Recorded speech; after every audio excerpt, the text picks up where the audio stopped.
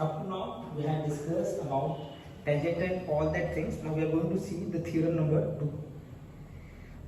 What is given? The length of tangent drawn from an external point to a circles are equal. Obvious सी बात है कि कोई भी एक सर्कल है, ये सर्कल है, अब कोई पॉइंट P से मैं उसके ऊपर दो अलग अलग टेंजेंट फॉर्म करना, तो ये दोनों की लेंथ कैसी रहेगी? Obviously this and this are equal. That is theorem 10.2.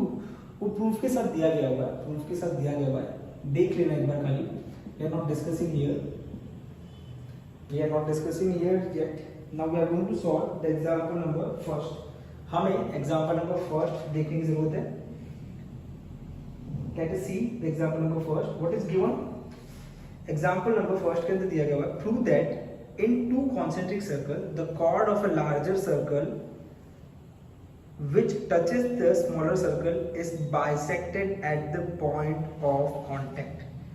is bisected at the point of contact. ये बहुत इजी है. concentric circle, सबसे पहले concentric circle किसे बोलते हैं वो देख लेना.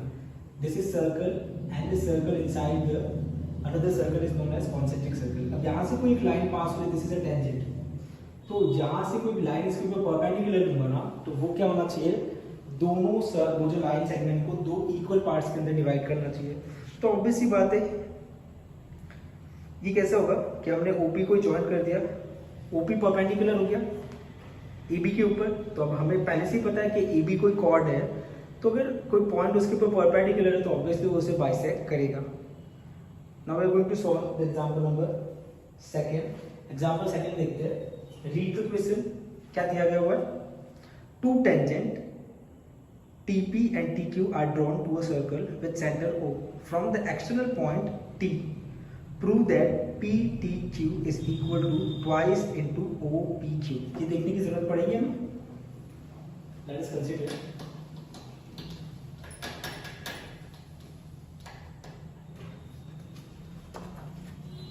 देखो, this is the diagram. ऐसा कुछ डायग्राम दिया गया होगा. ये सर्कल है, यहाँ पे कोई पॉइंट T से दिया गया होगा, दो टेंजेंट फॉर्म हो रहा है, दैट इज P और Q, दो अलग अलग टेंजेंट फॉर्म हो रहा है फ्रॉम T. कोई एंगल फॉर्म हो रहा है, दिस इज सेंटर O, यहाँ पे कुछ Y. What we need to prove कि angle PTQ is equal to twice into angle OPQ. ये हमें प्रूव करना है. तो स्टार्ट कैसे करेंगे कि एंगल PTQ को थीटा ले लेंगे. Let's consider this as theta. Okay, उसे हमने थीटा ले लिया, एंगल PTQ एज थीटा. तो थ्योरम 10.2 से क्या हो जाएगा? TP is equal to TQ, जिसकी वजह से TPQ जो है वो आइसोसेलेस ट्रायंगल हो जाएगा.